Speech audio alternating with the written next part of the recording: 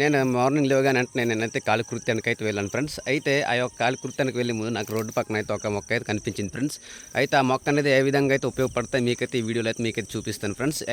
ఇదేనండి ఈ మొక్క పేరు, నాకైతే యాక్చువల్గా తెలియదు. సో ఏమంటారు కొద్ది కామెంట్లో తెలియజేయండి. సో ఇదైతే మనకి రోడ్డు పక్కల మనకైతే విశాలంగా అయితే కనిపిస్తూ ఉంటాయండి. సో మనకి చాలా మొక్కలు అయితే కనిపిస్తుంటాయి, కానీ ఏ మొక్క ఏ విధంగా పనిచేస్తుందో మనకైతే తెలియదు. యాక్చువల్గా మనకైతే డిసెంబర్ మంత్లో ఈ యొక్క మొక్క అనేది ఫుల్ పువ్వులతో నిండిపోయి ఉంటాయి. సో ఇది సమ్మర్ సీజన్ కాబట్టి కొత్త చిగురులు అనేది మనకైతే వస్తూ ఉంటాయండి.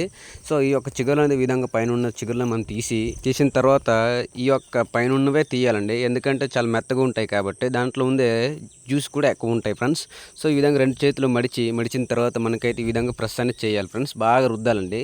రుద్దిన తర్వాత మనకి ఈ విధంగా గుండ్రం షేప్ అయితే వస్తుంది. తర్వాత పిండితే ఈ విధంగా అయితే జ్యూస్ అయితే మనకైతే రిలీజ్ అవుతుందండి. సో ఈ విధంగా మనకి బ్లాక్ కలర్ ఉంటుంది. ఇదేనండి ఔషధం అంటారు దీన్ని. ఈ యొక్క జ్యూస్ అనేది మనకైతే మనం ఎక్కడైతే గాయం తగిలిందో అక్కడైనా మనం అయితే వేసుకోవాలి ఫ్రెండ్స్. సో మా వాడికైతే బ్యాక్ సైడ్ గాయం తగిలింది. సో వాడు పెట్టుకోలేని పరిస్థితి, నేనైతే హెల్ప్ చేశానండి. ఈ విధంగా అయితే గాయం అనేది ఈ విధంగా పెట్టుకోవాలనేసి నేనైతే పెట్టాను ఫ్రెండ్స్. ఒక మొక్క అనేది ఒక ఔషధం లాగా మనకైతే ఉపయోగపడుతూ ఉంటాయండి. మా యొక్క ట్రైబల్స్ వాళ్ళకైతే అత్యవసరంలో ఈ యొక్క మొక్క అనేది యూజ్ చేస్తూ ఉంటారండి. సో చిన్న చిన్న దెబ్బలకు మాత్రమే ఈ యొక్క మొక్క అనేది యూజ్ అవుతుంటాయి. పెద్ద పెద్ద గాయాలకైతే పనికిరావండి. ఎందుకంటే కంపల్సరీగా మనకైతే డాక్టర్ దగ్గర అయితే కన్సల్ట్ దగ్గర అయితే పోవాలి ఫ్రెండ్స్.